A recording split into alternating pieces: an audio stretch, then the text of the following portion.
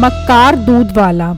एक वक्त की बात है, एक गांव में रमजान नाम के एक आदमी की चाय की दुकान थी। उसकी चाय बहुत मजेदार होने की वजह से लोग उससे ही चाय पिया करते थे। अरे वाह रमजान साहब, क्या कमाल की चाय होती है आपकी। जैसे मुंह की नाली से गुजरती है, सारे गले को आराम और राहत पहुंचा देती है। हाँ बेटा, ये सब मेरी ईमानदारी की वजह से है। मैं चाय के लिए इस्तेमाल होने वाले दूध में कोई कमी नहीं छोड़ता, तभी तो मेरी चाय खुशबूदार और राहत से भरपूर होती है। रमजान साहब, दूध लाते कहाँ से हो आप?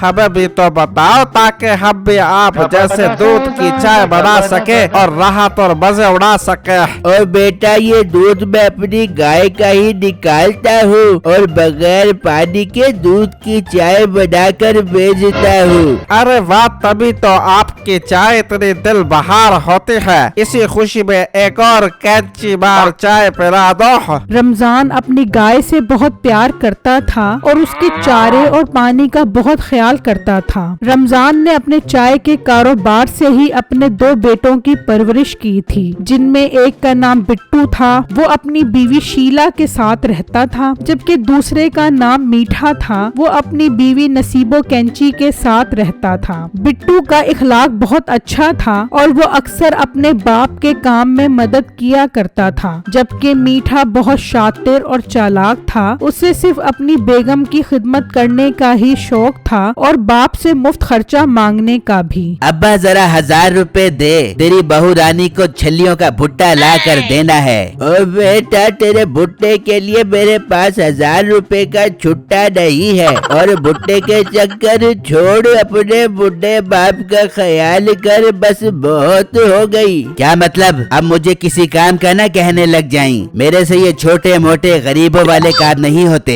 शर्म कर शर्म। अब तुझे लगता है ये बूढ़ी हड्डियां और ज्यादा मेहनत कर सकती है। अब्बा, बेशक तू बूढ़ा हो गया है, लेकिन तेरा दिमाग तो अभी भी जवान है। तू अपने होनहार और काबिल बेटे को मेहनत कह के उसकी तौहीन न किया कर। बस बेटे, बहुत हो गया। अब कल से तू गाय का दूध निकालेगा और बिट्टू दूध की चाय बनाकर बेचेगा और तू घर पे बैठकर चरपाई तोड़ेगा। बस अब्बा बस, मैं दूध नहीं निकालूंगा। हाँ, मुझे गले पे बिठा दे, नोट गिन गिन कर दराज में डालता रहूंगा। हाँ, बहुत अच्छी बात की है तूने। बिल्ले को दूध की रखवाली पर बिठा दूं। चल शाबाश, चला जा यहाँ से और कल से दूध धुलाई का काम शुरू कर। ये सुनकर मीठा गुस्से में वहाँ से चला जाता है। फिर रात को अचानक उसके बाप की तबीयत खराब हो जाती है। बेगम, ये तो अब्बू की आवाज है। ये अब्बू को क्या हो गया है? जरा चलो अब्बू के पास चलते हैं। ओ मिठे, उठ जा, तेरे अब्बे की खांसी ने मेरी सारी नींद खराब कर दी है। ओ बेगम, तू मुझे उठाकर मेरी नींद क्यों खराब कर रही है? खांसने दे अब्बे को, चुप करके सो जा। उठ जा मिठे, ये ना हो कहीं तेरा अब्बा टपक ना जाबे। उठ जा। क्या है, सारी नींद की ऐसी की तैसी कर दी। फिर वो सब अपने बाप के कमरे में पहुँचते हैं। अब्बू जान, आपको अचानक क्या हो गया है? शाम में तो आपकी तबीयत ठीक थी। बेटा, बस मुझे लग रहा है अब मेरा आखिरी टाइम आ गया है। अब मैं नहीं बचूंगा।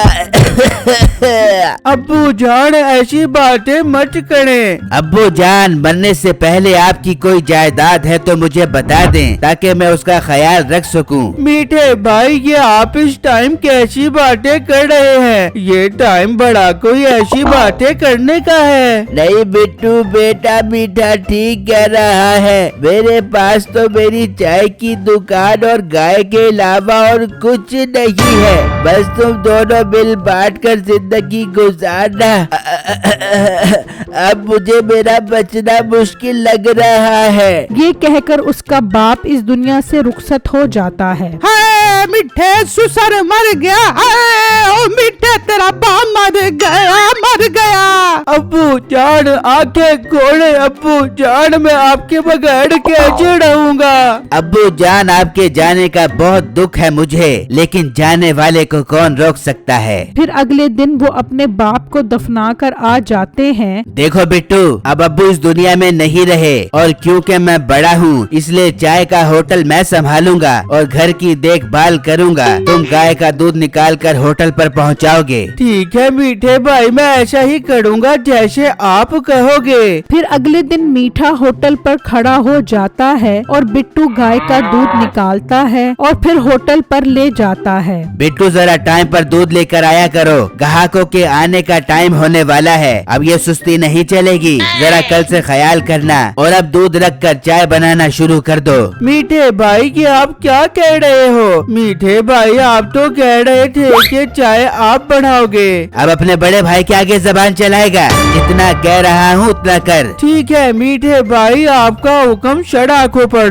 फिर बिट्टू चाय बनाने खड़ा हो जाता है और ग्राहक भी चाय पीने आ जाते हैं। बिट्टू सुबह से शाम तक चाय बनाता रहता है और मीठा बैठा नोट गिनता रहता है तो अचानक एक ग्राहक आता है। अरे वाह भाई, तुम्हारी दुकान तो बहुत अच्छी चलती है। अगर तुम मुझे ये दुकान बेच दो तो मैं तुम्हें बहुत अच्छे पैसे दूंगा। ओ हेलो, मैं तुझे अपने रोजी का ठिया बेच दूं। जा जा के अपना काम कर। ठीक है तुम्हारी मर्जी, मैं अब चलता हूँ। मीठा ये बात सुनकर सोचने लगता है, अरे यार, क्या मैं रोज अपनी नींदें हराम करके यहाँ आकर चाय बेचूंगा? एक दफा ही ये होटल अच्छी कीमत पर बेचकर पूरी जिंदगी मजे से गुजारूंगा। फिर जैसे ही वो ग्राहक जाने लगता है तो मीठा उसे आवाज देता है। एक मिनट रुको जरा, साइड पर जाकर बात करते हैं भाईजान। फिर मीठा उसे एक तरफ ले जाकर होटल का सौदा कर लेता है। बिट्टू ये सब देख रहा होता है और उसे दाल में कुछ काला लगता है, लेकिन वो उसे अपना वहम समझकर नजरअंदाज कर देता है। फिर अगले दिन बिट्टू गाय का दूध निकाल रहा होता है तो उसे क्या पता था कि मीठा अंदर सो रहा है। यार मैं जल्दी जल्दी दूध निकाल कर होटल पर जाता हूँ। मीठे भाई तो सुबह सुबह ही होटल पर पहुँच गए होंगे, फिर वो मुझे डांटेंगे और चाटा मारेंगे मेरे मुंह के ऊपर।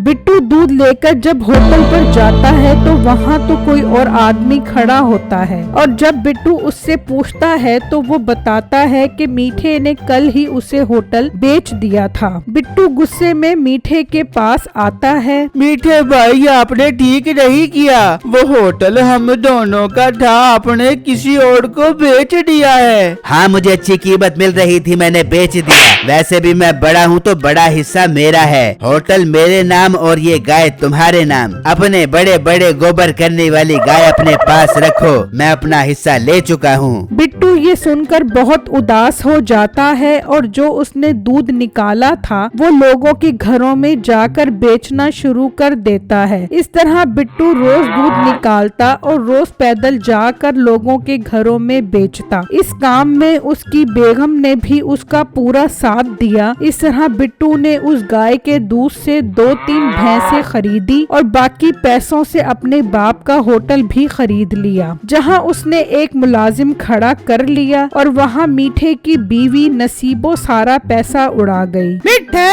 घी खत्म हो गया, बाजार से जाके घी लेके आ जा। और मोटी नाक वाली औरत, तूने मेरा सारे होटल का पैसा खा गई है। अब घी कहाँ से लेके आऊँ? तेरे पेट पर जो चर्बी के बड़े बड़े पहाड़ हैं उसे काट के घी निकाल कर मुझे पराठा बना दे।